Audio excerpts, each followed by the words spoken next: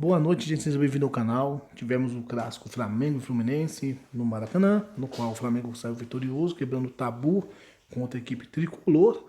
Vamos falar um pouco desse jogo de ontem que ocorreu no Maracanã, no qual o Diniz, para mim, particularmente, foi melhor na sua proposta, e o Paulo Souza se abdicou alguns momentos do seu modelo de jogo, da sua proposta, e decidiu mudar o cenário ali porque era necessário até então, por conta do físico dos jogadores, que estava bem abaixo e dava para perceber isso. O Paulo Souza decidiu mudar no segundo tempo. Aí, foi um pouco da saída de bola do Diniz, que ele fez uma coisa diferente, fez até um carrossel, né? O jogador se movimentava como se fosse um carrossel, mas foi bem bacana, confundia um pouco a marcação do Flamengo.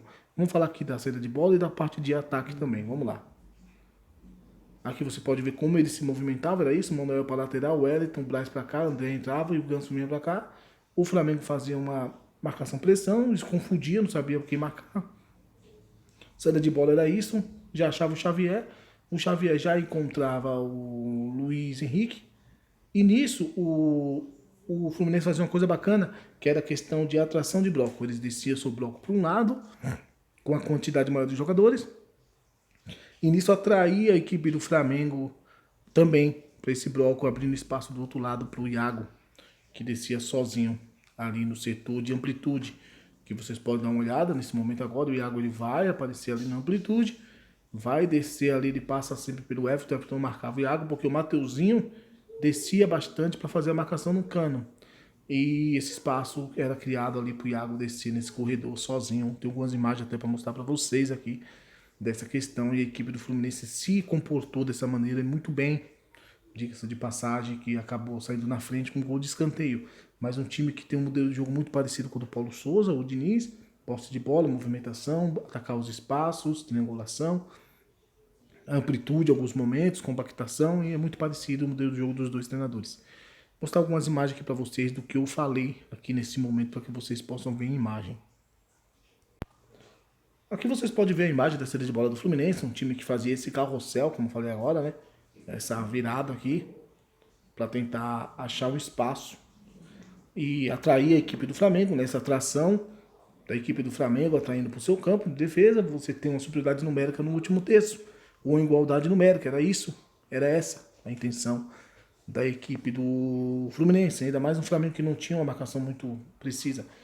Esse era o cenário, o Fluminense que atraía para mandar uma bola longa, ou um toque de bola rápido, buscando o Xavier ou o Luiz Henrique, e nisso você ficava num 3 contra 3, ou numa superioridade numérica, ou numa igualdade numérica. E aí você vê o Flamengo fazendo a pressão alta, o Flamengo fez pressão alta, tentando ali abafar a equipe do Fluminense. O André teve um fator importante no decorrer desse jogo, depois eu vou falar para vocês. E aqui você vê o Flamengo tentando fazer uma pressão, mas essa pressão não é muito perfeita, porque você tem um Ganso com a bola, o Ganso já acha o espaço aqui, que é o Xavier. Do outro lado você tem o espaço livre, mas esse espaço aqui do Xavier é um espaço livre com progressão.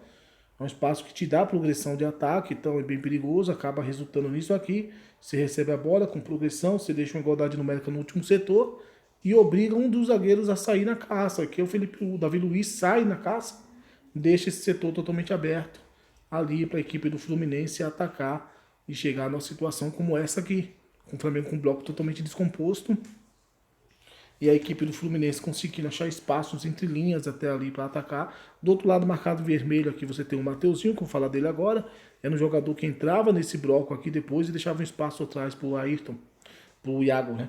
Aqui você vê o espaço, o Mateuzinho entra para fazer a marcação no cano, no Javier Cano, e deixa o espaço ali para o Iago. E você vê aí o Iago com o corredor livre do outro lado do campo ali para atacar, porque o Everton não consegue fazer essa marcação.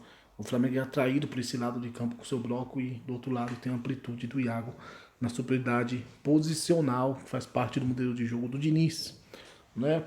E o Flamengo, o que fez para poder parar isso? O Flamengo, depois no decorrer do jogo, o Flamengo começa a pensar o que tem que ser feito. E o Flamengo consegue, até então, neutralizar a saída de bola do Fluminense no decorrer do jogo. Deu certo, começa a apertar mais a saída de bola, eu vou mostrar para vocês, vamos lá. E o que faz o Flamengo? O Flamengo começa a apertar a saída de bola do Fluminense. O Flamengo vê que dá para fazer isso. Antes estava muito frouxa a marcação. Começa a tirar o espaço do Fluminense na saída de bola, na sua criação. Quando você tira a criação de um time, é importantíssimo. Você já tira ali um fator positivo desse time, você tira o time do seu conforto, né? aquele lado confortável que eles estavam de criar, essa forma de sair jogando, você tira isso deles. Então você já conseguiu ali tirar alguma coisa positiva do adversário. O Flamengo fazia isso, um fator muito importante, vocês prestem atenção, era o Andréas no André. Por quê? O André era muito importante na saída de bola do Fluminense também, assim como o Ganso. E quando você tirava a liberdade do André, o Andréas, ele conseguia ali tirar um pouco dessa movimentação do volante do Fluminense, volante barra meia. E aí dava certo e o Flamengo conseguiu tirar esse espaço do Fluminense e começou a pensar que forma atacar o Fluminense. Qual era a melhor maneira? Você ter um time que era compactado, bloco médio baixo, compactado, tirava a possibilidade de passe central. Aqui pelo meio você não tinha o que criar contra o Fluminense. Além de o Rascaeta estar num mau dia, Everton também. Então não tinha muito o que fazer, a responsabilidade foi chamada para o Andréas até, né? Aí o que faz a equipe do Fluminense? Vamos lá, vou mostrar para vocês. Primeiramente mostrar o que eu falei agora há pouco, né? A marcação do Flamengo, tirando a possibilidade de passe do Fluminense, tirando o espaço do Fluminense, tentando achar aí a única possibilidade do Fluminense era o Cano que voltava para receber essa bola ali em verde para fazer uma progressão de ataque. Mas foi bem feita essa marcação da equipe do Flamengo. Vamos lá falar como o Flamengo fez para atacar o Fluminense. Então é que o Flamengo pensou que pelo meio realmente não dava, porque o bloco do Fluminense era dessa maneira, muito compactado. A amplitude era o único caminho. Quando tu pega um time com bloco muito compactado, um bloco médio compactado, você tem a possibilidade de jogar com um jogador de velocidade no último bloco, na última linha deles, no lançamento, ou você tem a possibilidade de amplitude, porque esse time está compactado, então a amplitude vai acabar aparecendo. E o lado do Iago aqui era o lado mais frágil que tinha. Então você vê que o Flamengo descia para dentro desse bloco do Fluminense, mas jogava pela amplitude, porque era o lado mais frágil ali, era o local certo para se jogar. Traz o bloco de Fluminense para dentro da área e nisso você tem um André que se movimenta naquele espaço vazio para receber e fazer o primeiro gol do Flamengo, o gol de empate, que vai assim para o segundo tempo. O Flamengo leva o jogo para 1-1 no segundo tempo.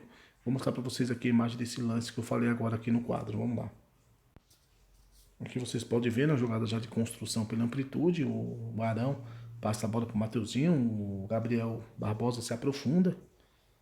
Aí você vê a amplitude que o Mateuzinho já vai receber essa bola. Tem jogadores do Flamengo fazendo a aproximação era muito necessária nesse lance. O André já no meio de 10 jogadores ali, achando o espaço, para que no último lance aí ele consiga sozinho ali, com o bloco do Fluminense baixo, chutar e fazer o gol da equipe do Flamengo, um gol de empate do Flamengo. E vai tudo pro segundo tempo. E no segundo tempo algumas coisas mudam. O Diniz põe alguns atacantes, o Paulo Souza põe defensores. O Paulo Souza estava com jogadores muito abaixo, realmente. Então precisava fazer isso, era necessário fazer isso para que pudesse ter o quadro mais evolutivo, melhor da equipe do time no campo. Porque se esse time não muda isso, o Paulo Souza, você vai ter um time que vai fazer bloco alto, vai cansar rápido, porque você tem 3 tipos de bloco, médio, baixo e alto. O alto ele te desgasta muito, bastante, psicologicamente e fisicamente. O médio ele vai te desgastar fisicamente também, psicologicamente. Você vai ter que retornar para trás ainda, correr para trás. O baixo não, o baixo ele vai sentar o seu time vai descansar mais. E vai ter só a questão de sair num contra-ataque, num jogo de velocidade, seja numa perda de bola do adversário naquela questão da dupla transição, ou seja num escanteio, você pegar e fazer um contra-ataque.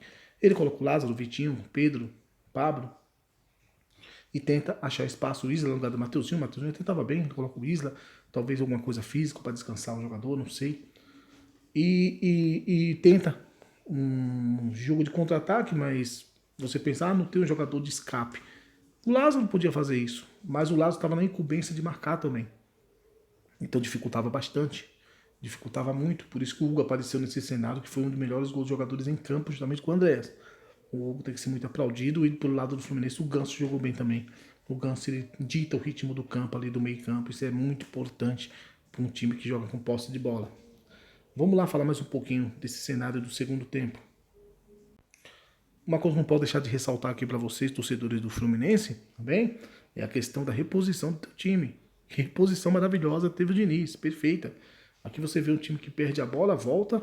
Aqui você vê o time totalmente compactado, com 10 jogadores juntinho, compactado, tirando o espaço de criação no meio do time adversário. Isso é bacana. Isso a gente tem que ver e alguns treinadores começaram a praticar essa transição que o Diniz vem fazendo no Fluminense. Parabéns ao Diniz, muito importante isso aqui. No segundo tempo, o Paulo Souza tenta mudar, coloca o Flamengo ali com o Gabigol mais centralizado, o Bruno Henrique também se movimentando, mas o Gabigol era o cara da referência. Até tenta fazer uma pressão alta ali em alguns momentos, mas não dá certo. Tenta atacar a equipe do Fluminense em velocidade, mas os jogadores já estão muito abaixo. Vou mostrar essa imagem para vocês aqui. Aqui vocês podem ver um Flamengo tentando ainda atacar a equipe do Fluminense em velocidade, mas essa questão de atacar a equipe do Fluminense pode trazer algumas dificuldades para a equipe do Flamengo, até porque estava muito abaixo, o time estava cansado. Então essa questão pode sim ocorrer nisso aqui. Era o que acontecia. Você tem um time aqui que ainda não tinha tido substituição, e você vê a equipe do Fluminense pegando a bola lá no ataque, o time do Flamengo com bloco em transição voltando, e no 3 contra 3 é quase que fatal realmente em um cenário como esse aqui, é bem perigoso. Então precisa tomar muito cuidado nessa questão. E o Flamengo muda, né? O Flamengo muda no segundo tempo, vem com o time totalmente assim, e tem um gol do Flamengo, é importante falar isso. O gol do Flamengo, para mim, que o time do Fluminense, mesmo tendo um bloco ali fechado, nesse momento estava voltando para marcar e bagunçou o seu bloco, e o Andréas percebeu o momento certo do passe, da tabela, para sair o segundo gol do Flamengo, mostrar para vocês agora. Gente, a imagem tá meio embaçada, não sei o que aconteceu, mas dá pra vocês entenderem o que eu quero mostrar aqui, tá? O Andrés tem a posse de bola, você vê o bloco desmontado do time do Fluminense, ainda tá tendo uma transição. E ele aproveita para fazer esse passe ao Gabriel, tabela de ultrapassagem perfeita. E aí volta a bola pro Gabriel, que tá mais livre da marcação. E faz o gol do Flamengo, o gol da virada, o gol que o Flamengo leva o resultado do clássico. O Flamengo vence o Fluminense. Fazia tempo que não tinha vencido o Fluminense. O Flamengo vence a equipe do Fluminense com esse gol, com essa jogada do Andrés. Além de dar o passe, fez um gol no início e depois deu o passe no segundo tempo, mostrando ali que precisa fazer muito mais isso. O Andrés precisa fazer isso mais vezes, que é a característica dele e vai ser muito importante para ele na questão do quadro de evolução dele na equipe do Flamengo. Gente, aqui eu não posso deixar de mostrar também esse passe do Ganso. Primeiro bloco, esse passe de ruptura do Ganso, perfeito. Acho o Ganso um jogadoraço, excelente jogador. E aí o passe do Ganso, esse passe de ruptura, o Ganso deu aí, quebrando a primeira linha, buscando o jogador na frente ali, perfeito. Quase saiu um gol do Fluminense nesse lance também. Então foi um jogão, um bom jogo, gostei bastante desse Flamengo e Fluminense. Fluminense-Flamengo, Fla-Flu. Espero que vocês tenham gostado do vídeo também. Deixe um like, um comentário, um dislike, uma sugestão, que é sempre bem-vinda. Se inscreva no canal. Parabéns aos torcedores do Fluminense, que está orgulhoso do time, jogou muito bem. Parabéns aos torcedores do Flamengo que venceu o Clássico. E manter essa pegada aí, o Flamengo consegue ir longe nesse campeonato, talvez a trancos e barrancos, mas tem time para chegar longe, sim, a equipe do Flamengo. Beleza? Um abraço, até a próxima.